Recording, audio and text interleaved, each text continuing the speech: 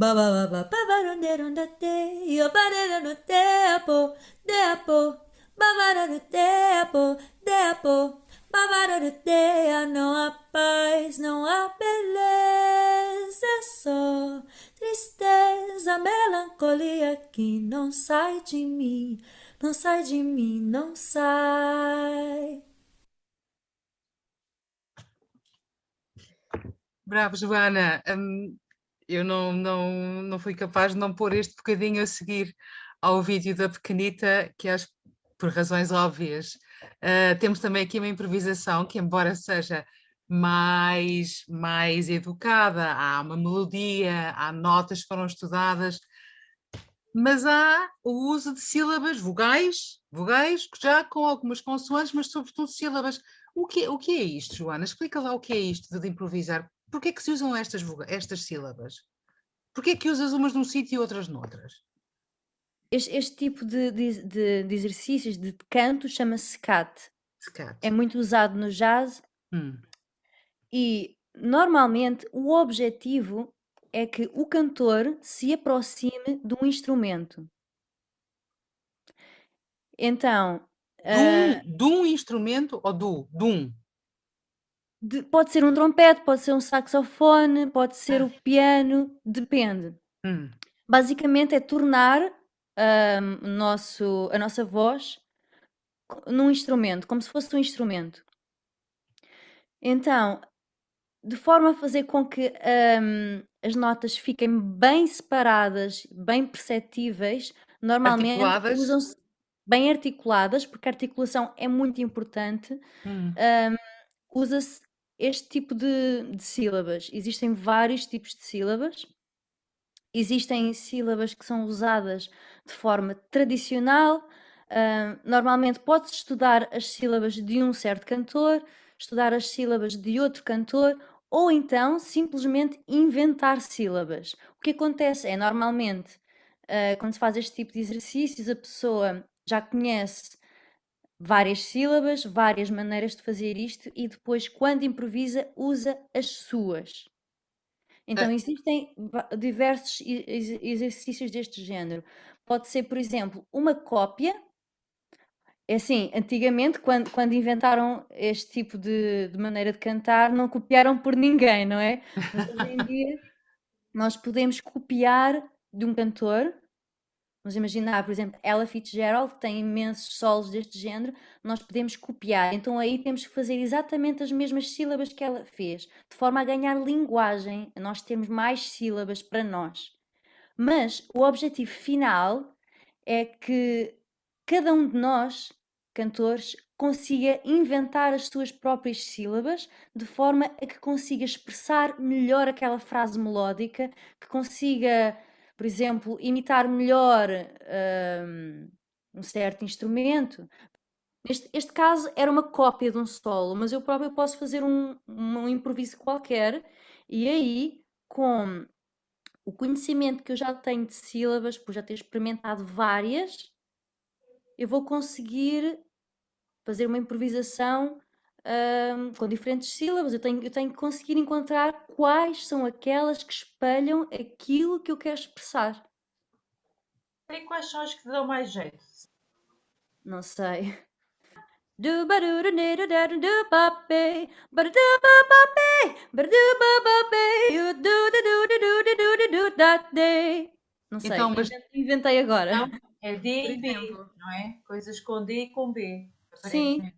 mas há pessoas que fazem coisas completamente diferentes. Por exemplo, should be be do da ba do ba we do dea do dea. Should be do be we ba o ba o ba di di da da upa, di upa. ba ba do ba Oba, o ba oba. do dea. Mas é Mas interessante aquilo que a Joana disse quando a Cristina lhe perguntou qual eram as que lhe davam mais jeito. E ela disse, não sei, que ela se calhar não sabe explicar, é o que Pois, sai na altura. É o que sai na altura. E aí é que faz sentido a Joana dizer que é procurar aquela que melhor transmite a emoção que quer transmitir. Exatamente. Com sim, aquele mas repara que ela meteu tudo com Ds e com Bs, pelo menos naquele momento. A Sim, ora perceber mas, bem, eu por ia dizer exemplo, que as consoantes que tu usaste E mais, acho que dá mais foram jeito. as frontais. Tu não foste usar os o G lá atrás ou o que lá atrás. Tem tudo a ver com lábios e com língua à frente, certo? Com dentes. O R, o D, o T, o sh, também aqui à frente, certo? Sim, Portanto, mas que ajuda, podia, ajuda mas também podia. à projeção do som. Porque essas consoantes ajudam, como são muito frontais, ajudam também à projeção do som. É por isso que depois os Sim, res, cantar com re em francês, ou os gs em português, temos os gs e os quis, tudo muito engolado, tudo muito cá atrás, muitas vezes dificulta a vocalidade, porque sim, temos estes músculos todos aqui do pescoço, laringe, etc., a funcionar para o som e depois também para a articulação. sim. Eh, Mas há uma eh, explicação para isso. Há uma explicação para isso que é, de forma tradicional, os solos andam muito à volta de trompetes, ou seja, do jazz tradicional. Hoje em dia, tenta-se explorar este tipo de canto, com outras sonoridades. Vamos imaginar que eu agora queria fazer uma improvisação de uma sonoridade árabe, ou eu queria fazer uma improvisação com uma sonoridade africana, ou com uma sonoridade de fado. As consoantes e as vogais seriam outras. Escueta roxinou, deu campo ao alecrim, deu as flores à primavera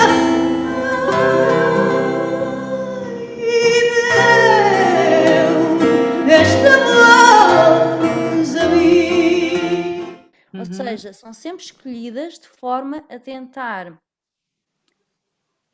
ilustrar melhor aquele sentimento, aquela melodia, aquele estilo de música. Os que tiveram formação clássica, musical, sentem falta deste tipo de treino? Eu posso dizer que sinto. Que sempre quis e nunca consegui, mas estudar a voz também de uma forma mais livre da partitura, mais espontânea. Uma comparação mal feitinha, mas um pouco como o balé contemporâneo e o balé clássico, entendem?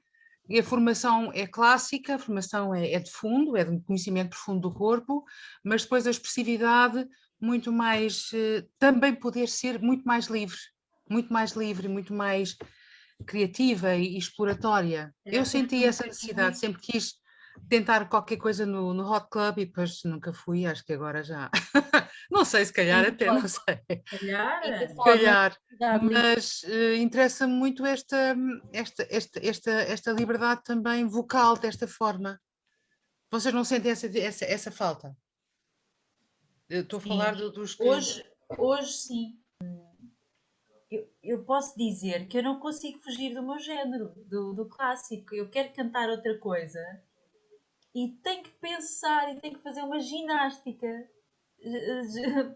gigante para sair da partitura, para tentar improvisar.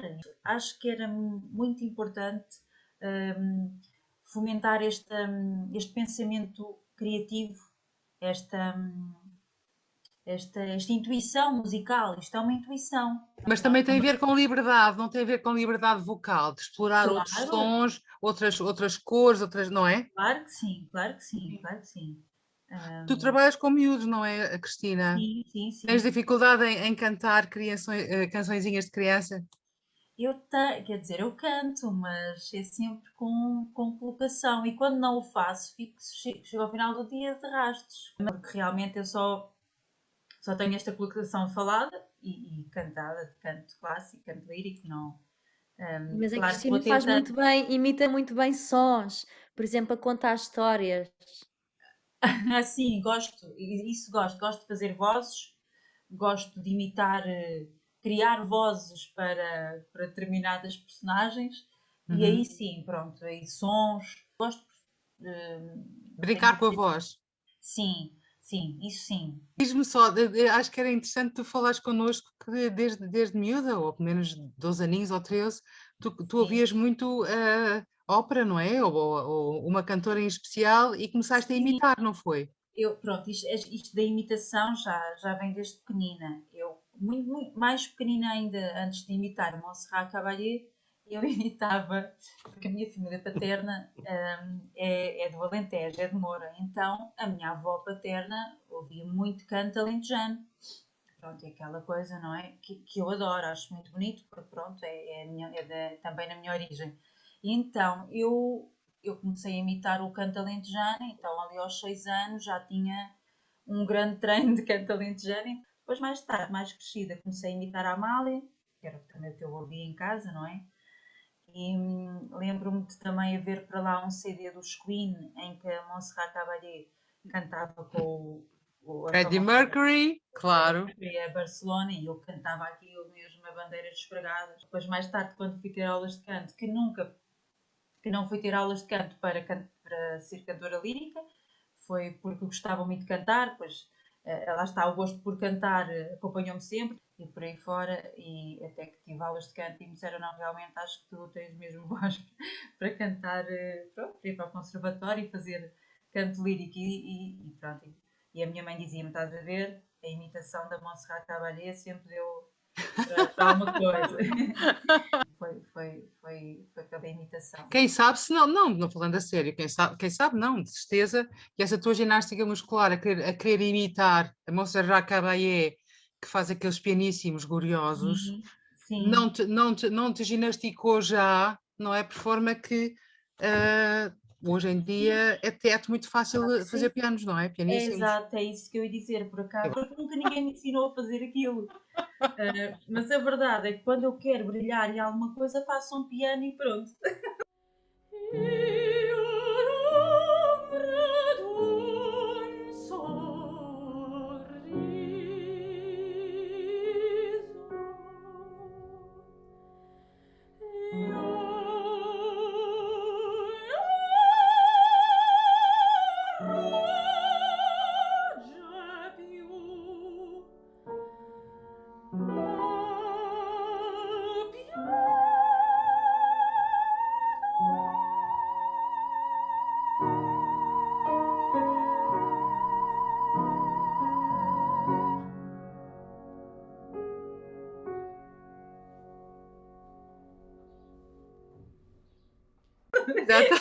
Já está, pronto, assim é a minha segurança. Queria só voltar um bocadinho atrás e aproveitar a Anabela que pusesse um diagrama que eu descobri, mas que está baseado nas consoantes, portanto, de fonética inglesa, exatamente. Temos as bilabiais, a labiodental, estão a ver naquele semicírculo em cores, o tipo de característica das consoantes. E depois dão em cima, dão um exemplo, não é? O spy, o baby, man, tem a consoante importante numa cor diferente. O fall, o very, o thought, breathe, top. E se fizermos isto realmente com cuidado, vamos sentindo as diversas consoantes a vibrar da frente para trás, por exemplo.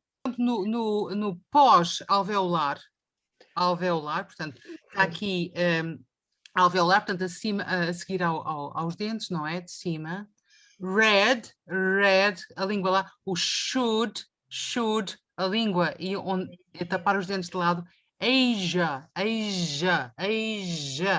Já é um bocadinho à frente do palato. O yes, o I já é mais atrás, a meio do palato, exatamente. Cat já está perto do palato mole. Cat, a zona roxa, não é? O go, é mesmo já. Velar, portanto, está lá a véu do véu, exatamente, falei mal. Sing, ali não é o S, mas é o ng. Sing, ng. Lá atrás, o happy, que é completamente com ar, não é? Aspirado. Happy é glutal, vem da glota cá em baixo. E o aquele you-ho, não me interessa, tem H's, é também muito aspirado. E isto pode ajudar a pessoas que tenham problemas com a articulação, não é? e sobretudo crianças. Pois isto agora apetecia estar aqui a fazer exercícios, se fosse uma coisa prática, não é? Ao vivo. Será? Com a língua. Com a língua. A língua é um articulador, portanto, isto tem a ver, consoante já tem a ver com os articuladores. Os articuladores são estas estruturas, os maxilares, os lábios, a língua, o palato. São as estruturas que nós temos que ajudam a articular. O que é que acontece na voz falada, mas sobretudo na voz cantada, é que os articuladores estão muitas vezes ligados, dependentes do que se passa na laringe quando fazemos o som. E numa boa técnica nós queremos separar as duas coisas, queremos estar a fazer um som, uma ressonância, a libertar uma ressonância, e a articulação o mais independente possível da vocalidade. Portanto, há exercícios depois práticos para isso, não é? Para relaxar. Talvez a Anabela possa falar um bocadinho sobre o trabalho do maxilar, não é? Sobre o seu processo de libertação do maxilar e da língua. Tem sido um processo muito difícil. Não, mas importante.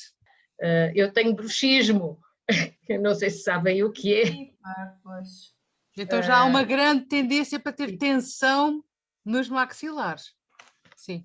E, portanto, tenho tido sempre esse problema, essa dificuldade de relaxar esta zona.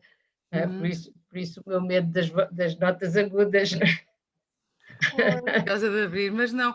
Mas sabem que, por exemplo, há tensões no pescoço que podem ser originadas na forma errada de usar os lábios, na tensão de usar os lábios. Portanto, tão longe e ao mesmo tempo pode ser isso, ou mesmo a própria língua, quando está presa cá atrás, e nós não damos por isso, pode também provocar tensões grandes no pescoço e nos ombros. Depois nos impedem também de ter ressonâncias mais livres, não é? Ou mais agudas, ou portanto, esta parte toda está toda relacionada, tem que ser trabalhada.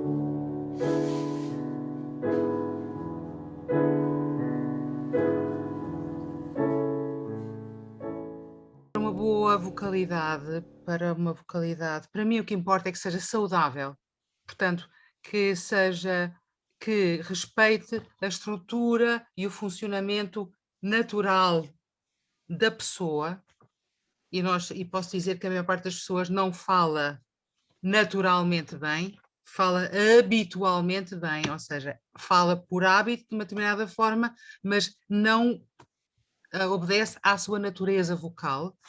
E trabalhar a voz, eu acho que também é nesse sentido, é de libertar e ir encontrar a natureza daquela voz.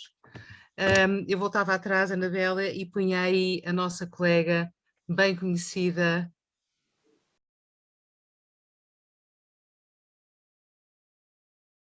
a nossa colega Bianca Castafiore, que nos diz que é uma cantora. Porquê? Nós podemos olhar para ela e dizer, não, esta senhora canta de certeza. Por que será?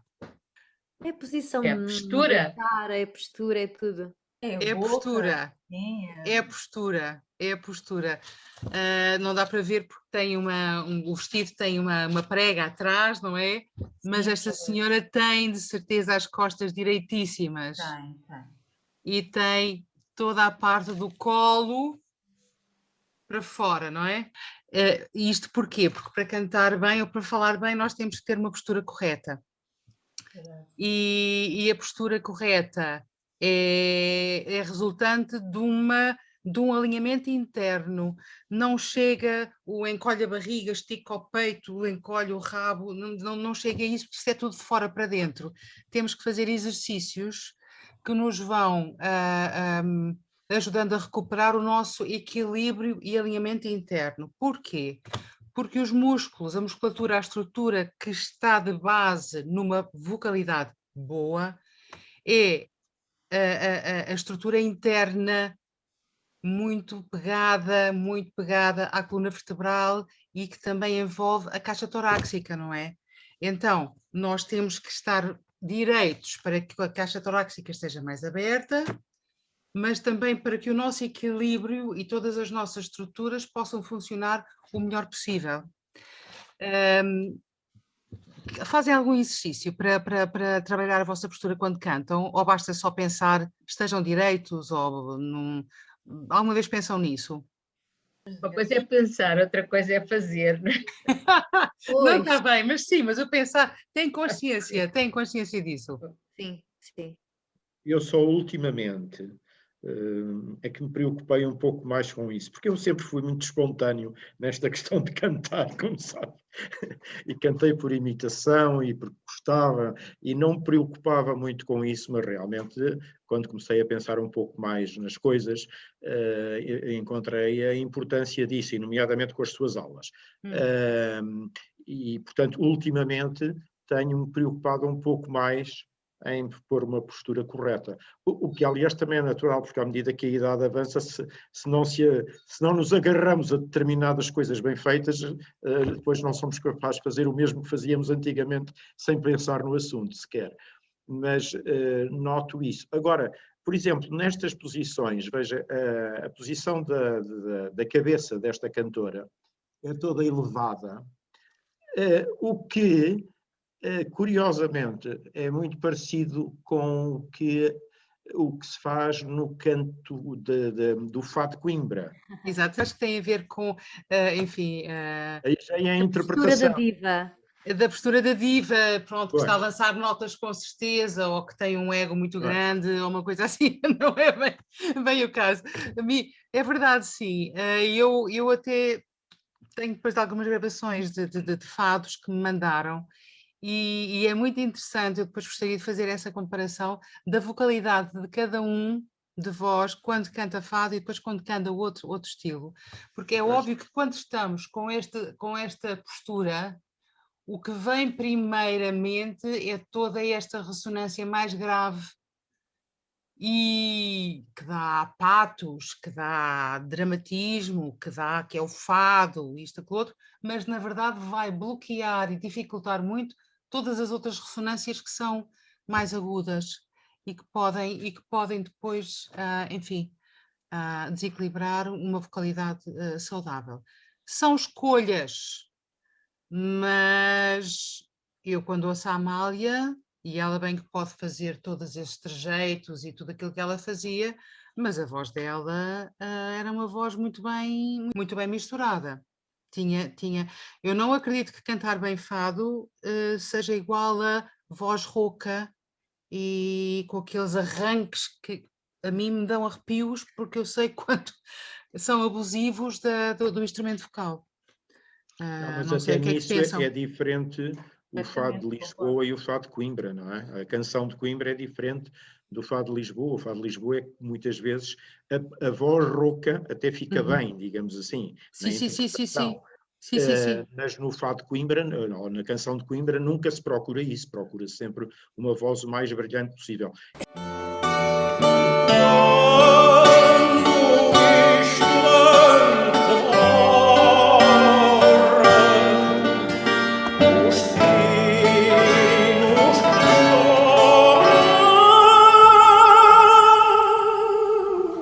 Assim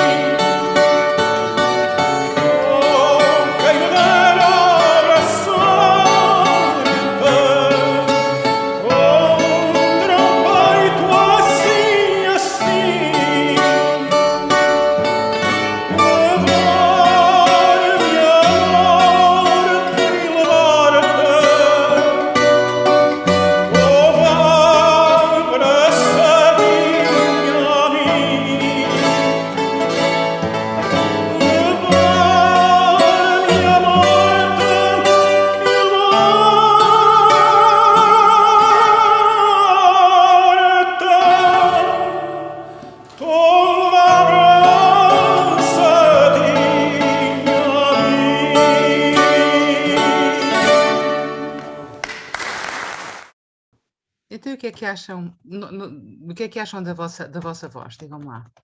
Gostam de se ouvir?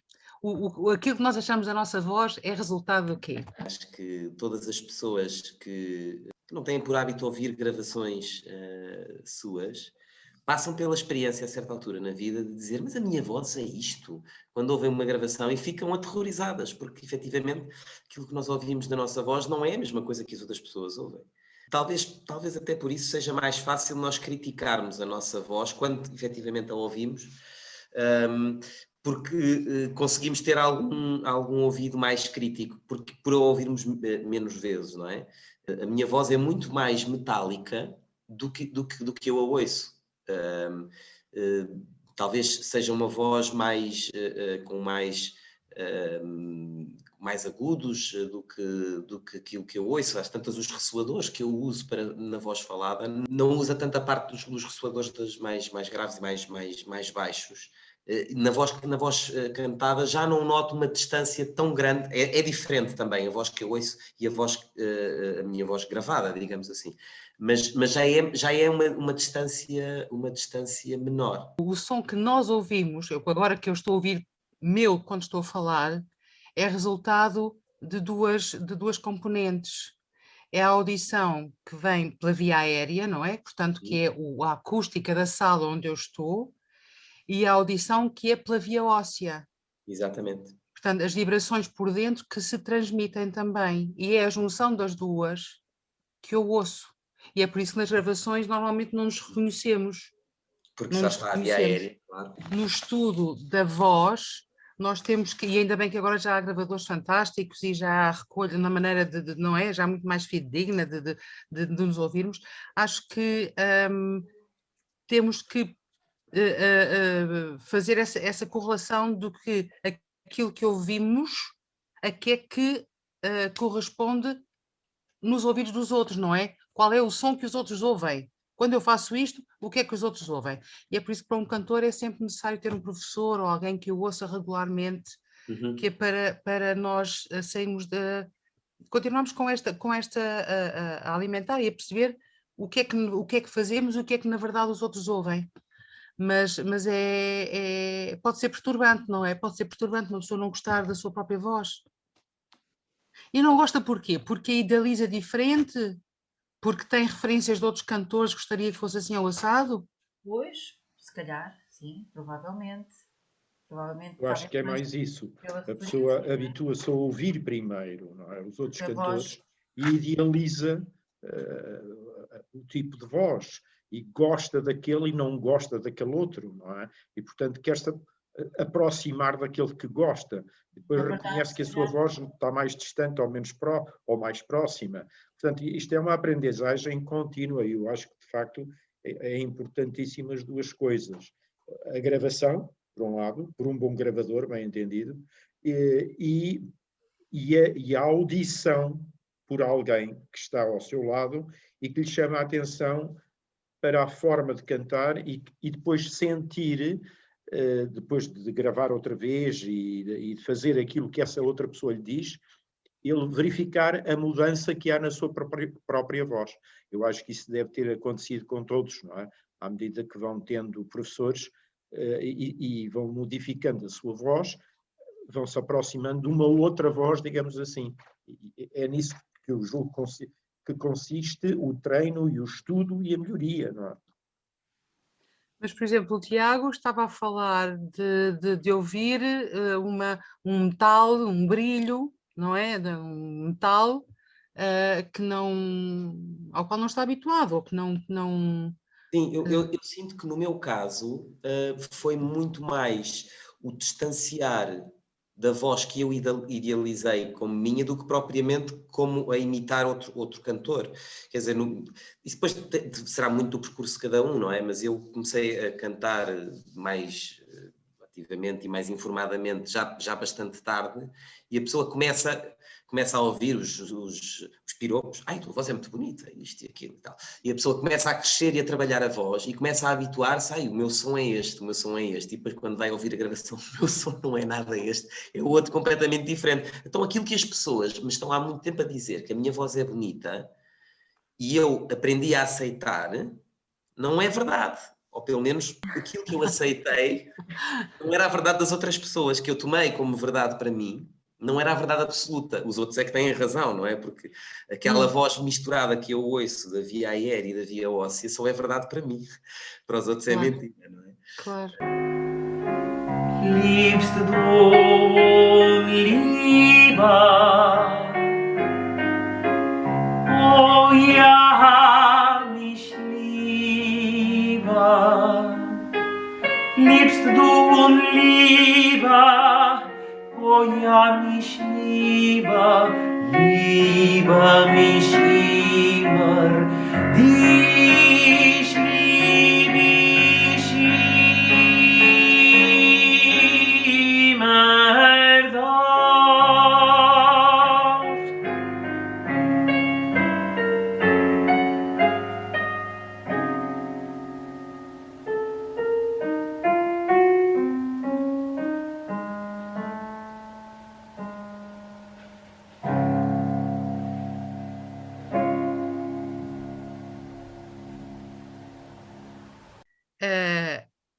A voz serve para aquilo que serve, para os vossos objetivos. A voz, agora estamos a falar de cantada, cumpre os teus objetivos. Tu gostarias de... Estou a falar agora de ti, porque foste tu que deste o passo em frente, não é? Gostarias de colorir determinadas canções de outra forma? Sim, quer dizer, isso é algo que eu vou descobrindo também em função do estilo da peça que está a ser cantada, não é? E a voz procurar que seja diferente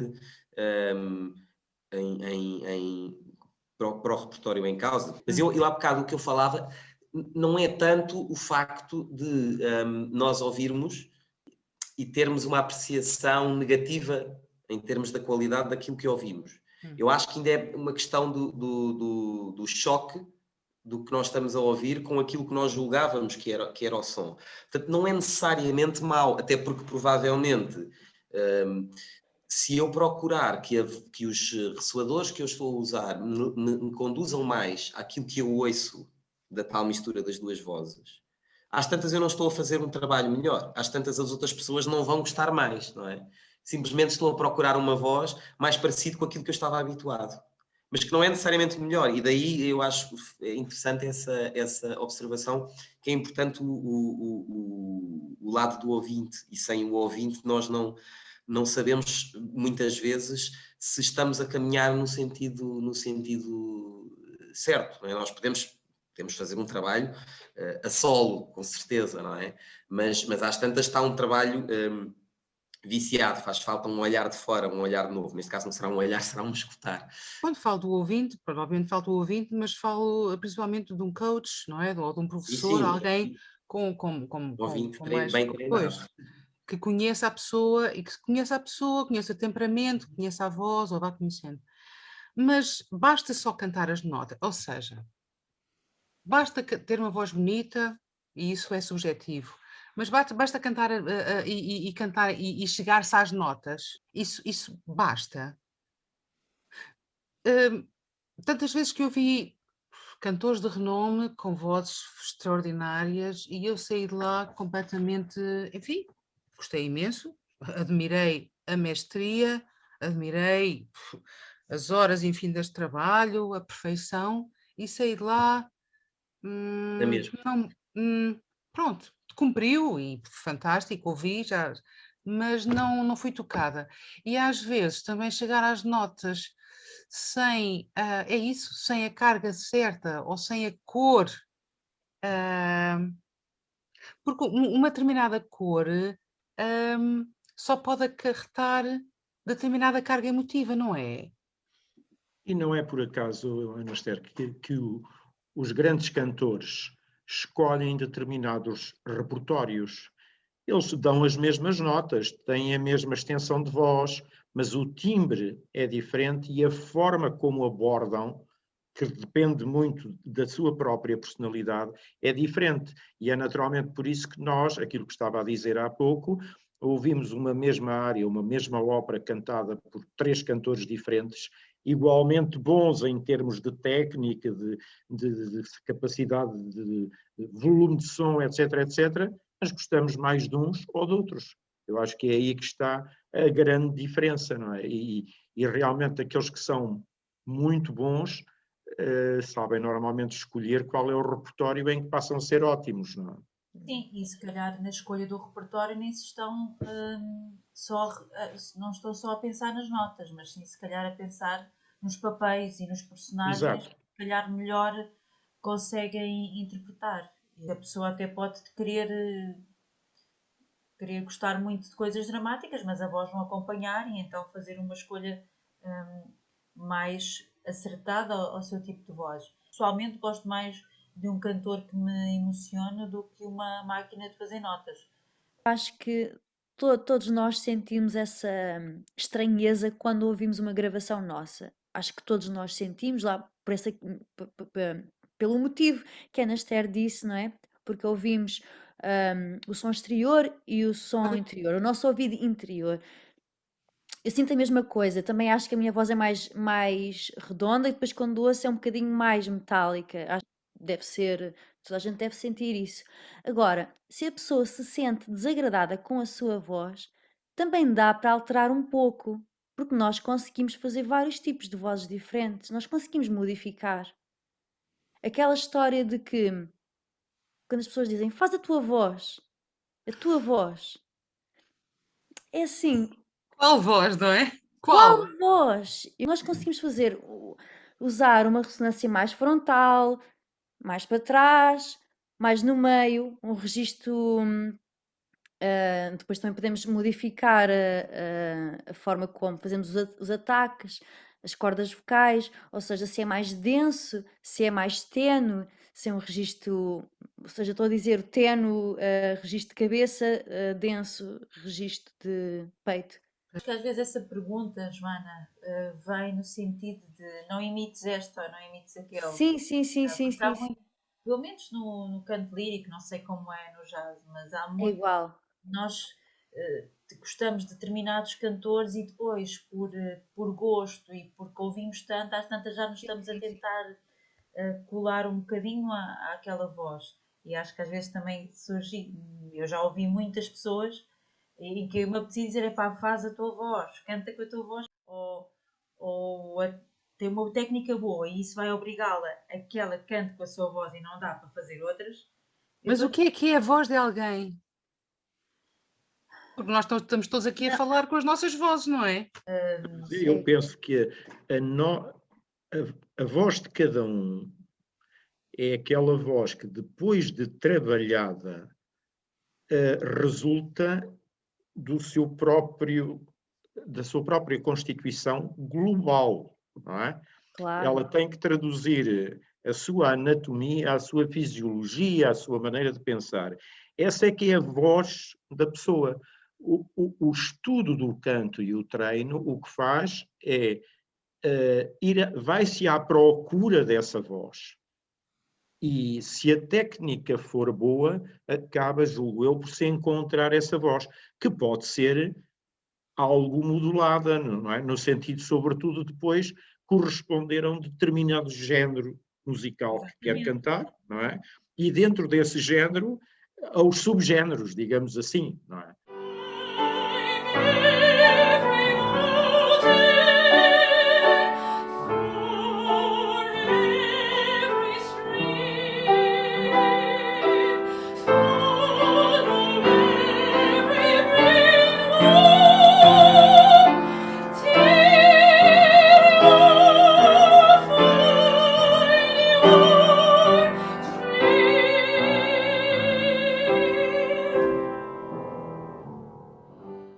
Ou seja, há coisas que, por exemplo, eu tenho a certeza que eu não sou um tenor dramático.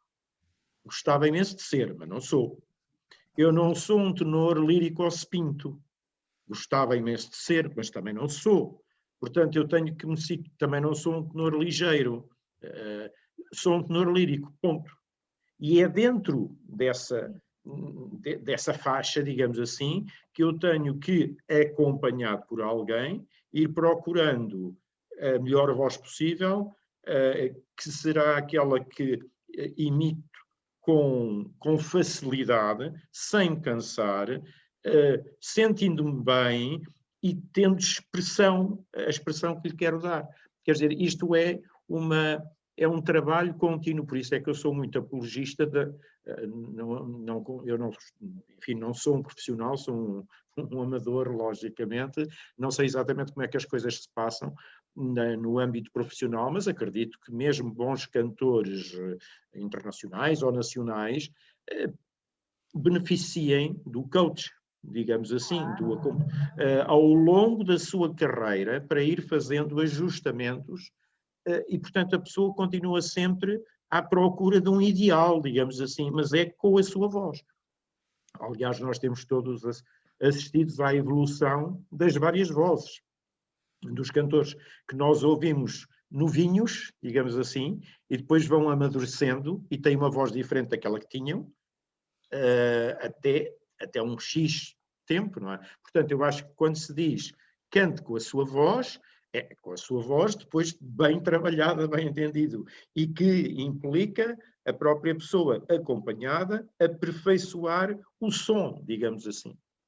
É isso que eu entendo como cantar com a sua voz. E não estar a tentar copiar o timbre de alguém, por mais que esses alguém os possam ter influenciado de origem, não é?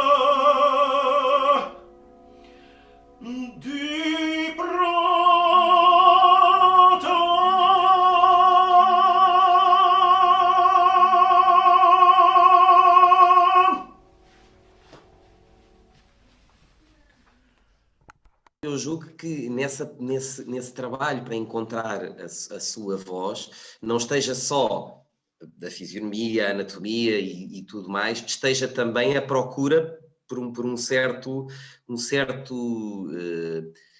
estilo. Se não lembra das terras além do mar, a morte não me termina, se tu me